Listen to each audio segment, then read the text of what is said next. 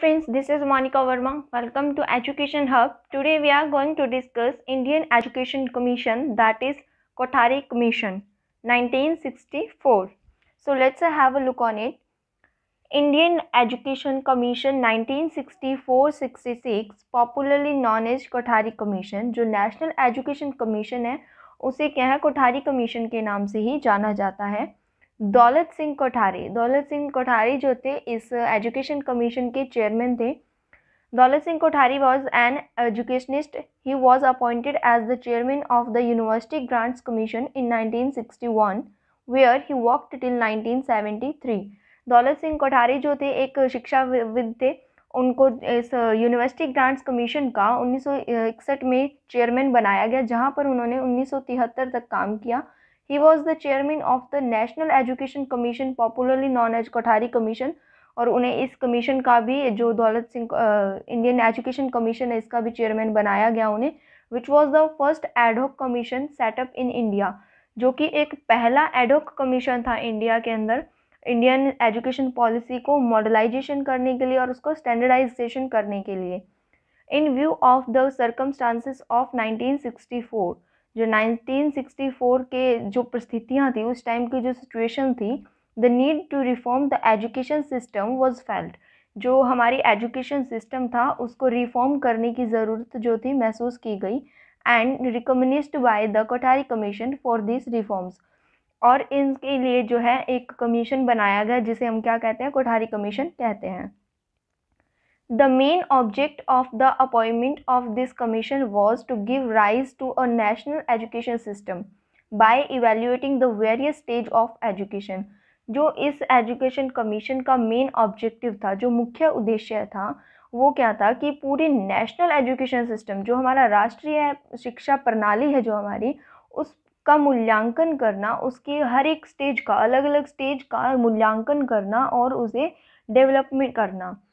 At the inauguration of the commission on 2 October 1964, the President of India, Dr. Radhakrishnan, जो इस commission की inauguration जो थी वो 2 अक्टूबर 1964 को थी, और इस टाइम जो हमारे इंडिया के प्रेसिडेंट थे डॉक्टर राधाकृष्णन, उन्होंने कहा, it is my sincere wish that this commission which include representative from progressive area, ये जो कमीशन है जिसके अंदर क्या है प्रोग्रेसिव एरियाज़ के जो रिप्रेजेंटेटिव शामिल है, प्रतिनिधि शामिल है, he should survey all aspects of education, primary, secondary, university and technical, and give such suggestions which help in improving every level in our education system. उन्होंने कहा कि जो हमारे एजुकेशन के प्रोग्रेसिव विकासात्मक पक्ष के जो प्रतिनिधि है उनको सर्वे करना चाहिए, सभी क्षेत्रों का एजुकेशन यानी शिक्षा के सभी क्षेत्रों का उनको सर्वे करना चाहिए, स्कूल, यूनिवर्सिटी, टेक्निकल, हर एक इंस्टीट्यूट का, हर एजुकेशन का, हर डिपार्टमेंट का, और कुछ ऐसे सजेशन देने चाहिए जो क्या है हमारी एजुकेशन पॉलिसी को इम्प्रूव करने में हेल्पफुल हो। It was the 6th commission in the history of Indian education commission. जो इंडिया के अंदर एजुकेशन कमीशन आए थे उनमें से ये 6th कमीशन था। इससे पहले 5 कमीशन और आ चुके थे।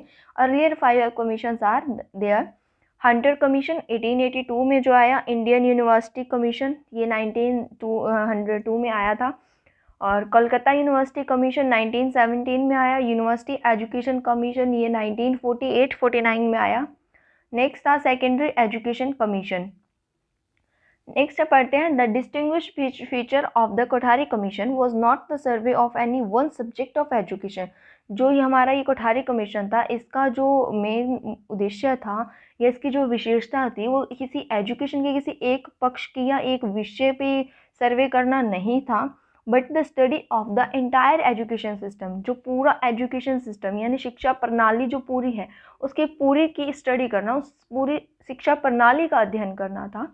Education can be helpful in the social, economic, cultural area to achieve the national goal.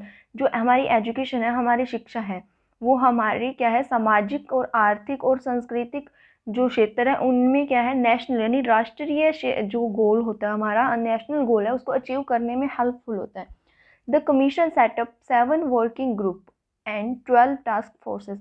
Commission ने क्या किया, 7 वर्किंग ग्रुप बनाए, 12 टास्क फोर्स बनाई। Commission commutes 100 days to visit university, colleges and schools and discuss the education policy with the teachers, educationists, managers and students। जो ये इसके अंदर जितने पर्सन्स को ऐड किया गया, उन लोगों ने क्या किया, 100 दिन के अंदर सभी जगह विजिट किया, स्कूल, कॉलेज, यूनिवर्सिटीज, इंस्टीट्यूट जितने भी थे, और उन्होंने शिक्षाविदों से, मैनेजर से, टीचर, स्टूडेंट सबसे डिस्कस किया। And the commission started it's work on 2 अक्टूबर 1964। जिस दिन इसका इनोग्रेशन हुआ उस दिन इन्होंने स्टार्ट किया। And a report of 1600 pages, 1600 page की जो एक रिपोर्ट थी, submitted to the education minister of the India on 29 June 1966। जो एक 1600 पेज की एक लास्ट में एक रिफॉर्म बनाई गई, जो क्या एक रिपोर्ट बनाई गई, वो हमारे इंडिया के एजुकेशन मिनिस्टर को 29 जून 1966 को सबमिट की गई। The report was titled education and national development. जो रिपोर्ट थी उसका टाइटल क्या था, education and national development. Members of commission की अगर हम बात करें तो उसमें कितने मेंबर्स थे, एक प्रेसिडेंट था, 14 अदर मेंबर्स थे, टोटल 15 मेंबर थे, जिसमें से क्या है कि 9 मेंबर्स जो थे वो इंडियंस थे और 5 मेंबर्स जो थे वो फॉरेनर्स थे। इस एजुकेशन कमीशन के अंदर जो रिकमेंडेशन दी गई, यानी कि जो बदलाव करने के लिए उद्देश्य रखे गए, जो चीज़ें बदलाव के लिए रखी गई, मतलब कि इस हमारी जो एजुकेशन पॉलिसी जो पहले से थी उसे चेंज करके उसमें नए क्या बदलाव लाए जाएंगे, उसके लिए जो कुछ लिस्ट हमारी जो रिपोर्ट तैयार की गई थी वो क्या थी, वो हम पढ़ते हैं। फर्स्ट ऑफ ऑल उसमें दिया गया एजुकेशनल स्ट्रक्चर, कि हमारी एजुकेशन स्ट्रक्चर जो है वो कैसा होना चाहिए। उसमें क्या किया गया कि हमारे एजुकेशन सिस्टम को सीढ़ियों में बांट दिया गया, उसके स्टेप बाय स्टेप उनको डिवाइड कर दिया गया अलग अलग स्टेजेस में। इसमें कहा गया कि पहले प्री प्राइमरी एजुकेशन होनी चाहिए, जो कि 1 से 3 वर्ष के पूर्व प्राथमिक स्तर की होगी। उसके बाद हमारा आएगा प्राइमरी एजुकेशन, जो इन 3 वर्ष की एजुकेशन के बाद दी जाएगी और जिसकी कुल अवधि होगी 7 साल की। और इनको भी 2 पार्ट्स में डिवाइड किया गया। First lower primary education, that is 4 years, and next upper primary education, that is 3 years। Next था lower secondary education and higher secondary education. Lower secondary education जो था वो 7 साल के बाद 3 वर्ष की शिक्षा दी जाती है, माध्यमिक स्कूल जिसे हम कहेंगे। ये क्या है, इसके अंदर 1 से 3 वर्ष की व्यावसायिक शिक्षा, यानी जो हमारी वोकेशनल एजुकेशन जो होगी वो भी इसमें इंक्लूड हो सकती है। यानी कहा गया कि इसको भी इसमें पार्ट बनाया जाए, ताकि बच्चे को सिर्फ किताबी ज्ञान ना हो, उसके अलावा जो उसकी डे टू डे लाइफ है उसमें भी वो वर्क कर सके, उसके अकॉर्डिंग उसे जो है शिक्षा दी जाए। नेक्स्ट हमारा हायर सेकेंडरी एजुकेशन जो था उसमें 2 वर्ष की उच्च माध्यमिक शिक्षा या 1 से 3 साल की जो वोकेशनल एजुकेशन है वो होनी चाहिए। नेक्स्ट हमारा आता है हायर एजुकेशन। उसके बाद क्या सुझाव दिया गया कि हमारी जो प्रथम डिग्री थी वो 3 वर्ष की होनी चाहिए। जो आज के टाइम में हम बीए या कोई भी बैचलर डिग्री करते हैं, बीए, बीकॉम, बीएससी, और जो क्या है हमारी 3 वर्ष की होती है, उसका सुझाव भी रखा गया था कि हमारी जो डिग्री है वो प्रथम डिग्री, फर्स्ट डिग्री 3 साल की होनी चाहिए। उसके बाद जो हम पोस्ट ग्रेजुएट वगैरह करते हैं या कोई रिसर्च काम करते हैं तो वो उसके बाद होना चाहिए, डिग्री के बाद। नेक्स्ट है age at the stage time of the admission, कि एडमिशन के टाइम में जो बच्चे की एज है वो कितनी होनी चाहिए। तो विद्यालय में, स्कूल में एडमिशन लेने के टाइम बच्चे की उम्र जो है 6 साल होनी चाहिए। फिर है जर्नल एजुकेशन। जर्नल एजुकेशन में क्या कहा गया कि उसमें जो है आयोग ने सुझाव दिया, कमीशन ने एडवाइज़ किया, सजेस्ट किया कि 10 साल तक की शिक्षा सभी के लिए समान होनी चाहिए। यानी कि 10 साल तक की एजुकेशन जो है सभी बच्चों के लिए इक्वल होनी चाहिए। उनके सब्जेक्ट्स जो है, उनको मटेरियल जो दिया जाता है, एजुकेशन उनकी जो है उनका करिकुलम जो होगा, उनका जो पाठ्यक्रम जो हम डिसाइड करते हैं वो सब सेम होनी चाहिए, किसी भी बच्चे का अलग नहीं होना चाहिए। नेक्स्ट है फर्स्ट पब्लिक एग्जामिनेशन। जो पहली क्या होगी सार्वजनिक परीक्षा होगी वो 10 साल की पढ़ाई के बाद ही होनी चाहिए। फिर है types of secondary school. Types of secondary school का मतलब क्या है कि स्कूल 2 टाइप के होने चाहिए। जो 10th तक की स्टडी करवाते हैं, जो 10th तक के स्कूल हैं उनको माध्यमिक विद्यालय और 12 वर्ष की शिक्षा देने वाले यानी 12th ईयर की जो एजुकेशन वाले स्कूल होंगे वो उच्च माध्यमिक विद्यालय कहलाएंगे। नेक्स्ट है upgrading of the school. Upgrading of the school का मतलब है कि जो माध्यमिक विद्यालय है उसको जो माध्यमिक विद्यालय में ऐसे ही परिवर्तित नहीं करना चाहिए, ऐसे चेंज नहीं करना चाहिए। केवल जो उन्हीं स्कूल्स को क्या है अपग्रेड करना चाहिए जो उसके अकॉर्डिंग है, जो उनका जो है स्ट्रक्चर है, वहाँ की एजुकेशन पॉलिसी है, जो नियमों को फॉलो कर रही हैं। क्या है कि 12th तक के जो स्कूल है उनकी अलग पॉलिसी है कि ये स्कूल में अगर ये फैसिलिटीज़ है तो ही वो उच्च माध्यमिक कहला सकते हैं या उच्च माध्यमिक का उन्हें दर्जा दिया जा सकता है। अगर वो नियमों के अनुसार स्कूल एग्जैक्ट है, अगर वो नियमों को फॉलो कर रहे हैं तो ही आप उन्हें क्या अपग्रेड करें। और ऐसा नहीं है कि आप उच्च माध्यमिक को जो है माध्यमिक स्कूल में नहीं बना सकते।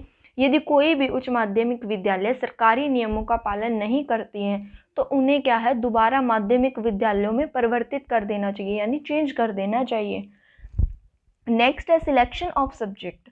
कमीशन ने रिकमेंड किया कि जो स्टूडेंट्स हैं उनको सब्जेक्ट्स का चयन जो है सिलेक्शन है वो कब करवाना चाहिए, विद्यालय की पढ़ाई होने के बाद। जो स्कूल की स्टडी उनकी ख़त्म हो जाती है उसके बाद जो है सब्जेक्ट सिलेक्शन का ऑप्शन मिलना चाहिए। यहाँ पे एक चीज़ नोट करना कि उस टाइम क्या था, स्कूल की पढ़ाई सिर्फ 9th क्लास तक होती थी।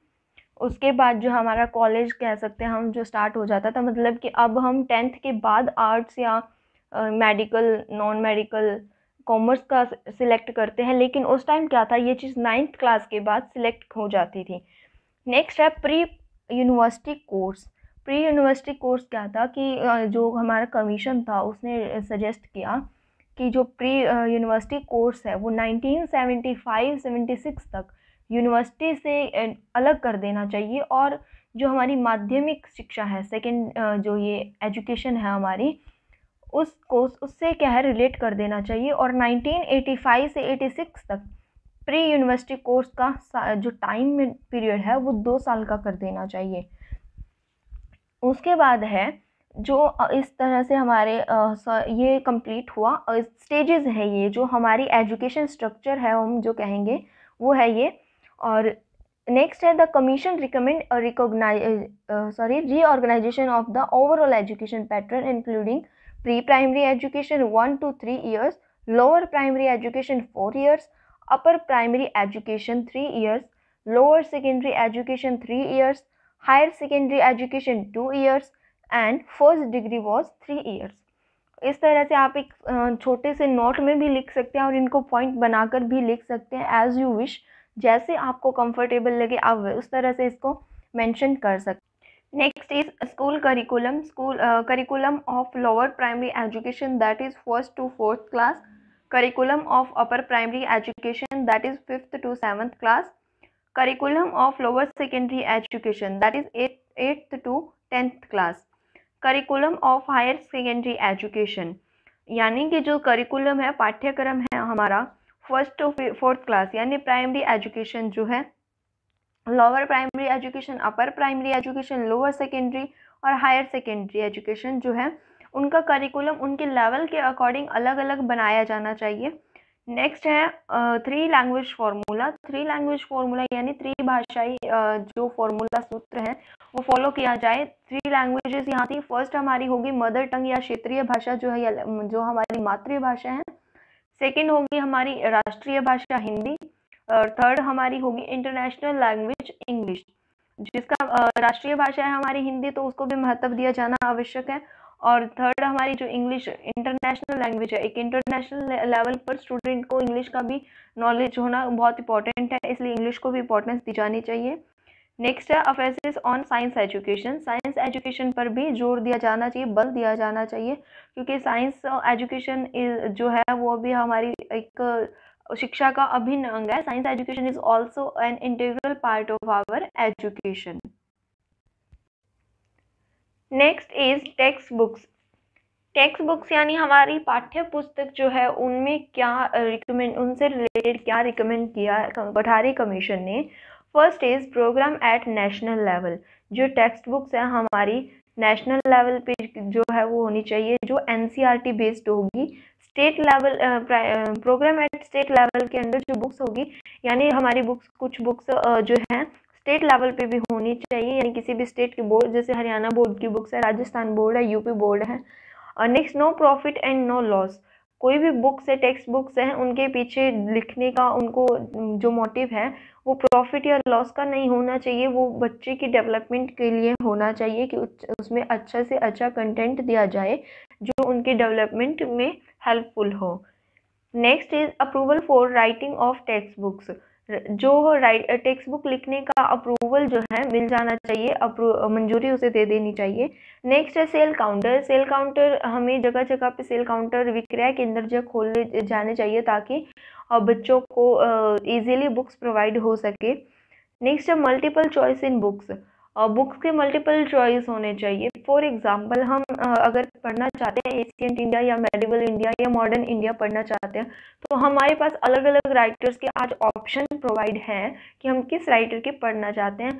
तो उस टाइम कोठारी कमीशन ने रिकमेंड किया कि बुक्स के अंदर ऑप्शन होने चाहिए कि कौन सी बुक्स जो है बच्चे पढ़ना चाहते हैं या उनके लिए बेटर है उनके एज के अकॉर्डिंग या उनकी करिकुलम के अकॉर्डिंग। नेक्स्ट इज टीचर, कि टीचर कैसा होना चाहिए या टीचर को लेकर क्या रिकमेंडेशन जो कोठारी कमीशन द्वारा दी गई। स्टिमुलेटिंग कंडीशन, टीचर जो है हमारे टीचिंग प्रोसेस का एक इंटीग्रल पार्ट होता है। तो क्या है, जो टीचिंग प्रोसेस है जहाँ हम पढ़ रहे हैं वहाँ का जो एनवायरनमेंट है वो स्टिमुलेटिंग कंडीशन होनी चाहिए, यानी वहाँ का जो एनवायरनमेंट है वो उद्दीपक का काम करे। नेक्स्ट है civic freedom of teachers. Teachers को सिविक फ्रीडम होना चाहिए ताकि वो बच्चे को अपने अलग अलग नई नई टेक्निक्स के साथ जो उसकी डेवलपमेंट कर सके या उसे कुछ सिखा सके। टीचर्स स्टेटस, किसी भी उसके जो एक टीचर है जो पढ़ा रहा है उसकी सोशल इकोनॉमिकल जो कंडीशन है उसको उसमें सुधार लाया जाना चाहिए। नेक्स्ट है प्रोफेशनल एजुकेशन। टीचर्स को प्रोफेशनल एजुकेशन दी जानी चाहिए। उन्हें जो उनकी टीचिंग कोर्स है उन्होंने किया उस टाइम उनको वोकेशनल ट्रेनिंग दी जानी चाहिए, यानी टीचिंग प्रैक्टिस उनकी करवाई जानी चाहिए। Next remuneration. रिम्यूनरेशन का मतलब है जो उनको पे स्केल दिया जाता है वो जो उनकी लेवल है, प्राइमरी लेवल है, सेकेंडरी लेवल है या हायर एजुकेशन में वो टीच करता है, टीचर को उसी अकॉर्डिंग जो है पे स्केल दिया जाना चाहिए। Next is conditions of work and services, promotion है। प्रमोशन यानी जो टीचर प्राइमरी लेवल में पढ़ा रहा है अगर उसकी जो वर्क एक्सपीरियंस है या उसकी क्वालिफिकेशन है, अगर वो हायर एजुकेशन के लिए है, क्वालिफाइंग है वो, या फिर सेकेंडरी लेवल के लिए क्वालिफाइंग है, तो उसे प्रमोशन दिया जाना चाहिए उन टीचर्स को, आगे उनका प्रमोशन कर दिया जाना चाहिए। नेक्स्ट है conditions of work in services. शर्तें जो है ऐसी होनी चाहिए कि टीचर जो है काम कर रहा है, जो भी टीचिंग इंस्टीट्यूट्स हैं हमारे, वहाँ पर कार्य करने की शर्तें ऐसी हो कि टीचर अपना पूरा प्रयास कर सके डेवलपमेंट के लिए। और टीचर्स के कार्यों को घंटे को निश्चित करना चाहिए, उनके जो टाइम है वो काम कितने जो उनके काम करने का या पढ़ाने का टीचिंग टाइम पीरियड है, उनके सभी एक्सपेक्ट्स को ध्यान में रखते हुए उनके टाइम पीरियड को रखा जाना चाहिए। Next teacher education. टीचर की एजुकेशन कैसी होनी चाहिए। First is appointing specialist for special subjects. Special subjects के लिए स्पेशल टीचर अपॉइंट करने चाहिए। Recruitment of deserving person, deserving person को ही रिक्रूटमेंट दी जाए। Next rules of teaching subject, teaching subject का रूल फॉलो करता हो, यानी जो टीचिंग सब्जेक्ट वो टीच कर रहा है ये रूल है कि उसने वही टीचिंग सब्जेक्ट अपने जो कोर्स में है वो पढ़ा हो, उसने मास्टर्स उसमें करी हो या उसमें टीचिंग कोर्स वो क्वालिफाइड किया हो उसने। नेक्स्ट है summer training institute. Summer training institute के अंदर क्या रिकमेंड किया गया कि जो समर वेकेशंस होती है उनके दौरान टीचर को ट्रेनिंग दी जाए, उनको वेकेशन की जगह। नेक्स्ट है कॉरेस्पॉन्डेंस कोर्सेज। टीचर्स के लिए कॉरेस्पॉन्डेंस कोर्सेज अवेलेबल करवाए जाए। फैसिलिटीज़ फॉर लर्नर्स, लर्नर्स को जो होते हैं वो प्यूपिल टीचर्स, लर्नर्स यानी हमारे जो प्यूपिल टीचर होते हैं जो टीचिंग कोर्स कर रहे हैं, उनके लिए फैसिलिटीज़ दी जानी चाहिए, उनको स्कूल्स अवेलेबल करवाए जाएँ उनकी टीचिंग प्रैक्टिस के लिए, उनको इंटर्नशिप के लिए, और उनको इसके बदले उनसे कोई फीस नहीं ली जानी चाहिए और उन्हें कोई छात्रवृत्ति या स्टाइपेंड जो है प्रोवाइड करवाया जाना चाहिए, स्कॉलरशिप प्रोवाइड करवाई जाए। नेक्स्ट है एक्सपेरिमेंटल और डेमोन्स्ट्रेशन स्कूल। जो इंस्टीट्यूट्स हैं हमारे ट्रेनिंग इंस्टीट्यूट्स हैं उनके अंदर जो है हम पीपल टीचर्स के लिए एक्सपेरिमेंटल और डेमोन्स्ट्रेशन स्कूल्स जो है अवेलेबल करवाए जाए उनके लिए। इम्प्रूविंग प्रोफेशनल एजुकेशन, जो प्रोफेशनल एजुकेशन है उसमें इम्प्रूव किया जाए, उसमें सुधार किया जाए। ड्यूरेशन ऑफ टीचिंग कोर्स, हमारे टीचिंग कोर्स की ड्यूरेशन जो है वो अलग अलग डिसाइड की गई। जो प्राइमरी लेवल के जो जेबीटी कोर्स है उसकी ड्यूरेशन 2 साल की रखी जाए, और जो सेकेंडरी लेवल यानी सेकेंडरी लेवल के लिए टीचिंग कोर्स जो कि बीएड है, बीएड को 1 साल के लिए रखा जाए। और एमएड जो है masters in bachelor of education, तो उसमें क्या सॉरी मास्टर्स ऑफ एजुकेशन जो है उसका टाइम पीरियड जो वो 1.5 साल का रखा जाए। नेक्स्ट है कंटेंट ऑफ कोर्स। कोर्स का कंटेंट जो है वो उनकी जो प्रोफेशनल टीचिंग है, जो उनकी लेवल है बच्चों का, उनकी टीचिंग प्रोसेस है, उनसे रिलेटेड दिया जाए। जो उनका है वोकेशनल भी होना चाहिए और सोशल इकोनॉमिकल भी होना चाहिए, साइकोलॉजिकल भी होना चाहिए। Next is improvement in training institute. जो हमारे ट्रेनिंग इंस्टीट्यूट्स है यानी जो पीपल टीचर्स को ट्रेनिंग दे रहे हैं या जो ट्रेन टीचर्स तैयार कर रहे हैं उनमें भी क्या है इम्प्रूवमेंट, उनके ट्रेनिंग में इम्प्रूवमेंट किया जाना चाहिए। नेक्स्ट है वोकेशनल एजुकेशन। जो वोकेशनल एजुकेशन है हमारी उसमें क्या चेंजेस होने चाहिए। At lower secondary stage, lower secondary stage पे क्या है, जो स्टूडेंट्स 7th या 8th क्लास के बाद स्कूल छोड़ देते हैं उनके लिए आईटीआई कॉलेजेस खोले जाए, जहाँ पर वो क्या है अपनी वोकेशनल ट्रेनिंग कर सके और अपने जो है एक आजीविका कमाने के या कह सकते हैं अपनी रोजी रोटी कमाने के वो काबिल बन सके। उनके लिए क्या अलग से एक वोकेशनल ट्रेनिंग सेंटर्स होने चाहिए 7th 8th के बाद।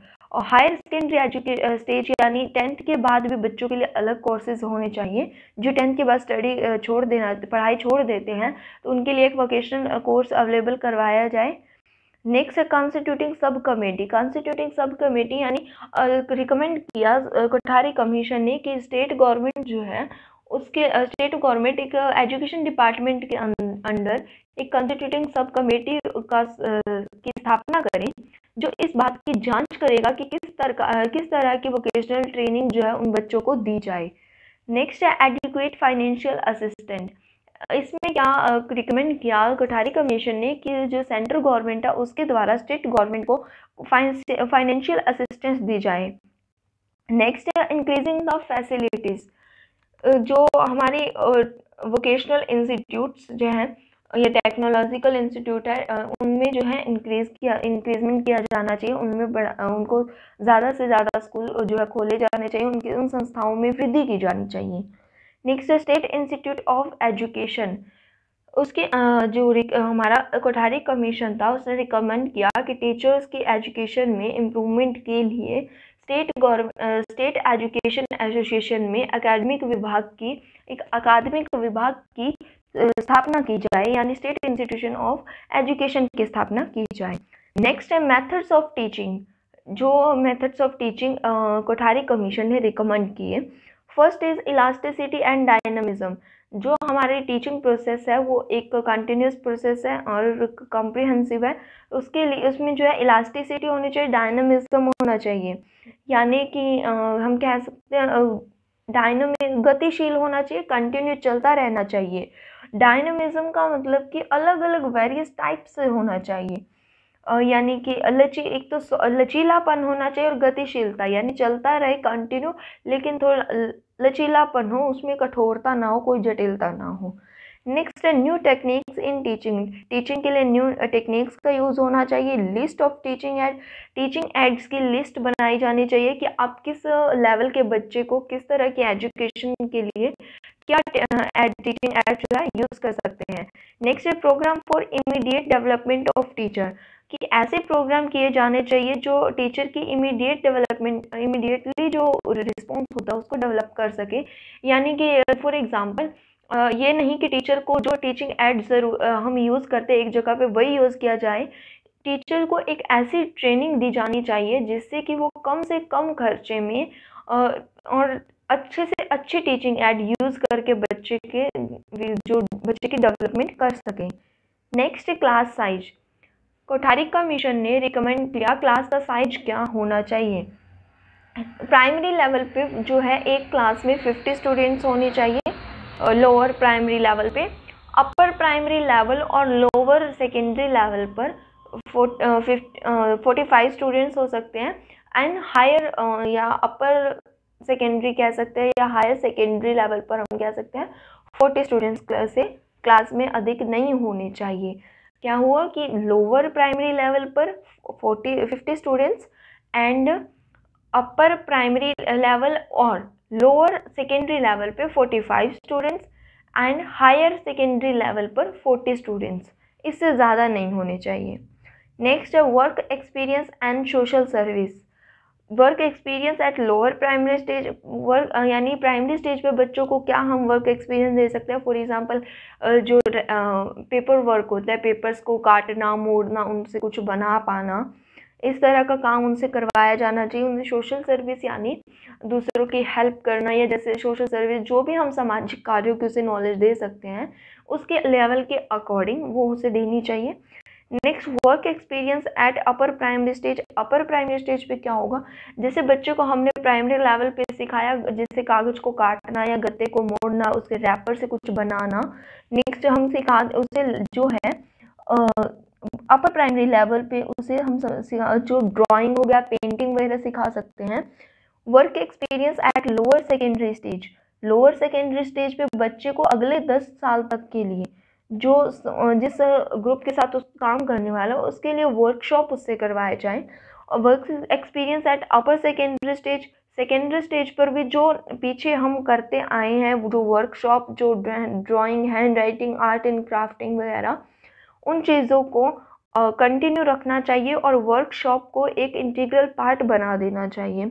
सोशल सर्विस स्टूडेंट्स को इस आप एक इकोनॉमिकल जो हमारा इकोनॉमिकल लेवल जो है हमारा चाहे कम वीक है, लेकिन फिर भी स्टूडेंट्स को इस मोटिवेट करना चाहिए कि उनको स्कूल, यूनिवर्सिटी, कॉलेजेस, अलग अलग इंस्टीट्यूट्स के लेवल पर वो सोशल वर्क करे, एक एसोसिएशन बना सके।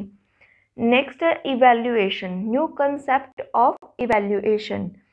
न्यू कंसेप्ट ऑफ इवैल्यूएशन में एक कंसेप्ट दिया गया कि इवैल्यूएशन जो है एक कंटिन्यूस और कॉम्प्रिहेंसिव प्रोसेस है जो सिर्फ एक रिटन एग्ज़ाम के रूप में नहीं होना चाहिए उसको।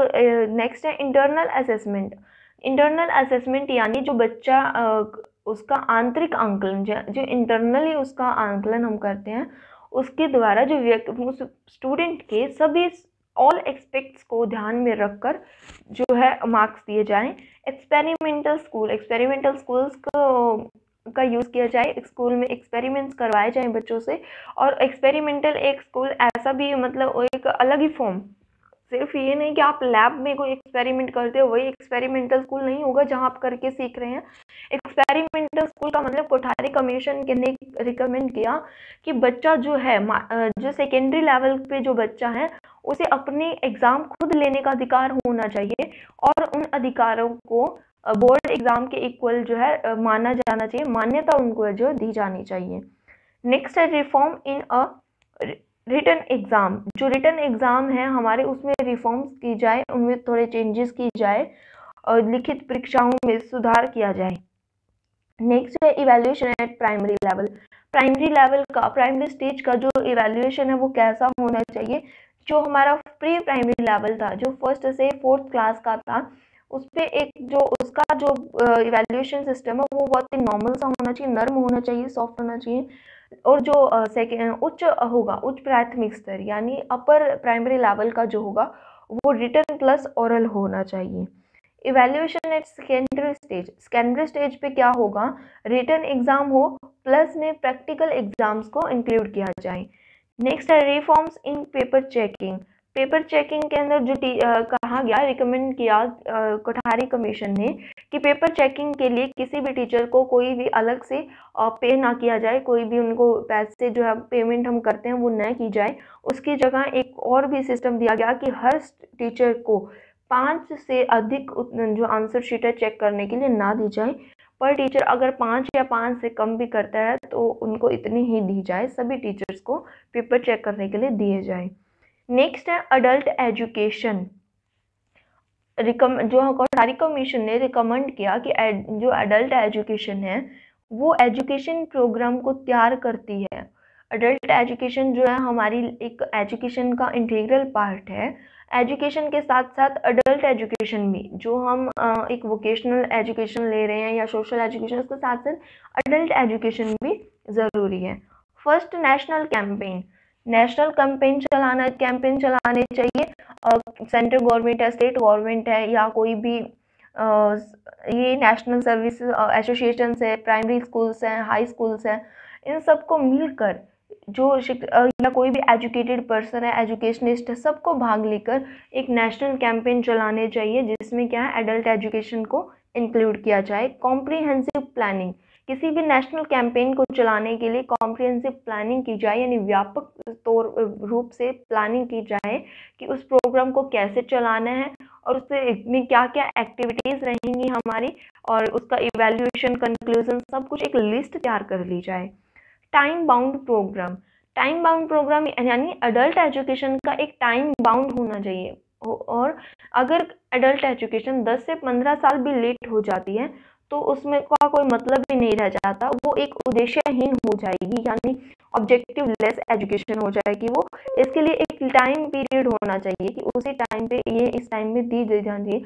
और कोठारी कमीशन ने क्या किया कि उन्होंने एक क्राइटेरिया रखा, जो उन्होंने रिकमेंडेशन दी उसमें एक उन्होंने क्राइटेरिया भी दिया कि किस ऑब्जेक्टिव को पाने के लिए उनको कितने टाइम में कवर करना होगा। उन्होंने जो टाइम बाउंड प्रोग्राम था उसके अंडर उन्होंने रिकमेंड किया कि 1970-71 तक नेशनल लिटरेसी प्रोग्राम के अंडर 60% और 1976 तक 80% जो उनका ऑब्जेक्टिव है उसको पा लिया जाएगा, जो उद्देश्य है वो प्राप्त कर लिया जाएगा। नेक्स्ट है एक्सपेंशन ऑफ एजुकेशन को प्रसारित किया जाए, शिक्षा प्रसार किया जाए। Next, curriculum of adult education का करिकुलम क्या होना चाहिए, वो एक अलग से करिकुलम बनाया जाए अडल्ट एजुकेशन का। स्ट्रेटेजी फॉर रिमूविंग इलिटरेसी, कुछ ऐसे स्ट्रेटेजीज अपनाई जाए, रणनीतियाँ अपनाई जाए जो इलिटरेसी यानी अनपढ़ता या कह सकते हैं निरक्षरता को जो है हटाने में, हमारी समाप्ति के लिए हमारी एक रणनीति हो। नेशनल सर्विस प्रोग्राम, एनएसएस जिसे हम कहते हैं, नेशनल सर्विस प्रोग्राम जो होते हैं, इसमें एनएसएस को भी इसी के अंदर इंक्लूड किया जाता है। स्कूल जो प्राइमरी लेवल को छोड़कर, यानी अपर प्राइमरी लेवल से लेकर यूनिवर्सिटी तक बच्चों को नेशनल सर्विस प्रोग्राम के अंडर ऐसी एक्टिविटीज़ करवाई जाएं जो जिससे उनका डेवलपमेंट हो सके और जो टीम वर्क कर सके, अडल्ट एजुकेशन यानी वो अपने पीयर्स के साथ कोऑपरेट कर सके, सोशल जो उनके अंदर सर्विस की भावना उनमें आए। नेक्स्ट है कंटिन्यूइंग एजुकेशन को जो है कंटिन्यू रखा जाए, अडल्ट एजुकेशन को जो है कंटिन्यू रखा जाए। सिर्फ डिग्रियाँ, एजुकेशन का मतलब ये नहीं कि हम जो डिग्री लेने के लिए कर रहे हैं, एजुकेशन यानी एक टाइम टू टाइम जो है वर्कशॉप कह सकते हैं, या हम ऐसी एजुकेशन जो उनको दी जानी चाहिए ताकि उनका जो है